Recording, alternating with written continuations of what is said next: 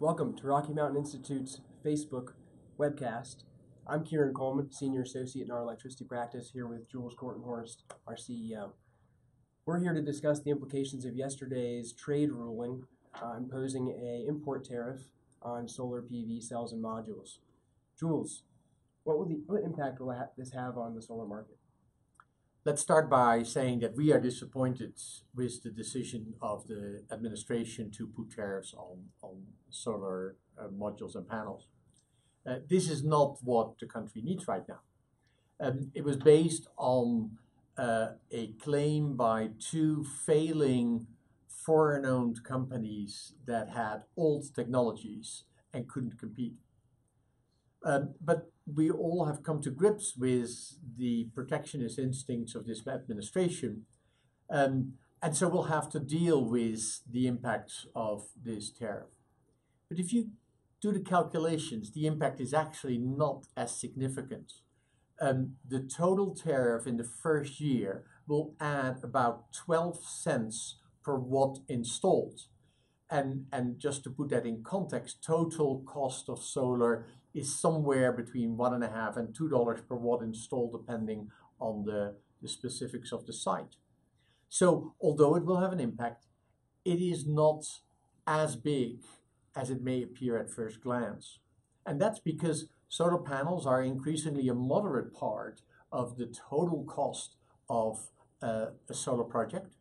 And those other costs, we call them the balance of systems costs, have been coming down quite significantly. It's been a major area of focus of the Rocky Mountain Institute to help drive those costs down.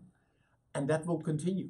So even though we have a temporary blip up in the price of the panels, all the other costs are coming down.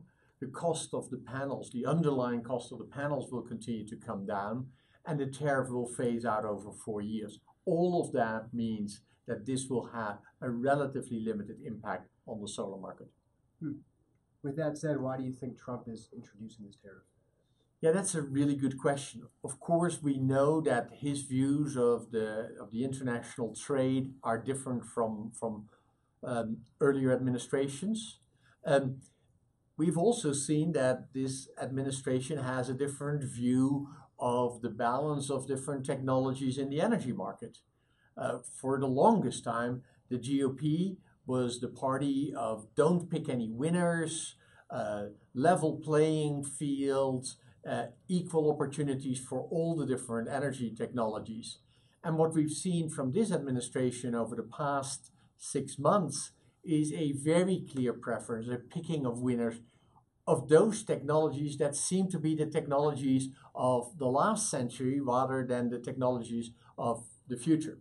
So it probably has a little bit to do with the preference that President Trump seems to have for coal.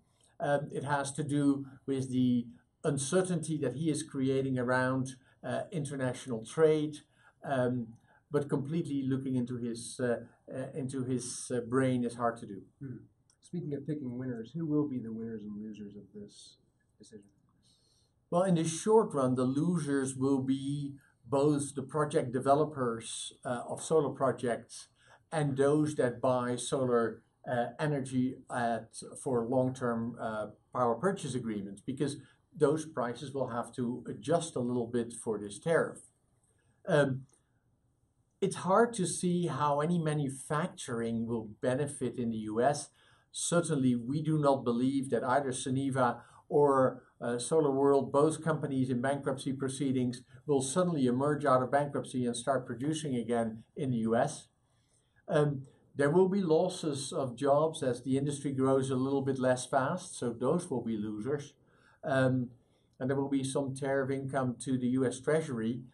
But all in all, it's hard to see how those benefits will outweigh the losses for the United States energy market in the long run.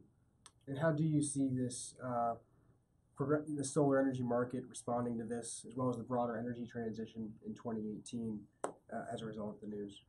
I don't think that the industry will sit down and sort of stumble as a result of this. I think if anything, and we've seen this with the companies that we work with in our solar practice, there is an increased resolve to show that solar is a winning technology. In fact, as you know, in the very end of last year, we held a workshop where we brought together 25, 30 companies from the industry to look at other ways in which we can further accelerate the cost reduction in solar. And we identified significant opportunities in standardizing the solutions, integrating more of the cabling and the balance of systems technologies into a standard module, allowing those modules to be assembled in the factory and then quickly mounted on standardized racking in the field. And that whole standardized approach allowing for faster deployment and shorter lead times. We identify cost savings from that methodology alone of anywhere between 10 and 20 cents per watt installed, solidly making up for the negative impact from this tariff. So between the things that we are working on with the industry and the ongoing reduction in panel cost, I don't see that the tariff will have a major impact on the pace of the energy transition here in the United States. It certainly, I don't believe, will leave the solar industry in any way with less resolve. On the contrary, people are doubling down to look for the cost savings that we need in order to make solar energy available for everybody in the United States. And what are the next steps coming out of that workshop? So the next step is to actually build one of these factories that can produce these standardized modules and thereby drive down the cost.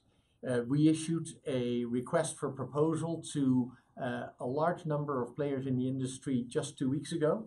We have overwhelming interest and we will be discussing with everybody who's submitting proposals to us over the next couple of weeks, picking a partner to get the first factory off the ground as quickly as possible here in the United States. Super. And what would you say to investors in solar? Have confidence. This is not a permanent setback. This is a short blip. Be prepared to look at ongoing reductions in cost and therefore increase demand for solar energy. Partly also because while we're seeing these significant steps forward in solar technology, we are also seeing the cost of storage coming down. And the combination of the two, solar plus storage, is increasingly a viable option, not just for corporate buyers and for mini grids, but also for households. So watch this space, many more opportunities emerging. And from that perspective, it is really hard to understand why the Trump administration did this, right? In some ways, the analogy that comes to mind is the beginning of the 20th century, when the Model T Ford and the internal combustion engine was rapidly taking over from the horse and buggy. Why would you put a solar tariff in place? It's sort of like putting a tariff on the automobile in order to try to save the horse and buggy industry. And I don't know about President Trump, but I prefer my car over horse and buggy solutions. And certainly from a competitiveness point of view, subsidizing those technologies of the past and putting tariffs on the technology of the future does not make any sense. Great, thank you. Any closing words, Jules? I look forward to working with all the companies that have been part of our SHINE program, this solar cost reduction program, in continuing to fight for the competitiveness of this industry. And we continue to look forward to the support of the many donors that make our work possible. Please go to www.rmi.org and continue to support our work so that we can continue to accelerate the energy transition for a clean, prosperous, and secure low-carbon future. Thank you.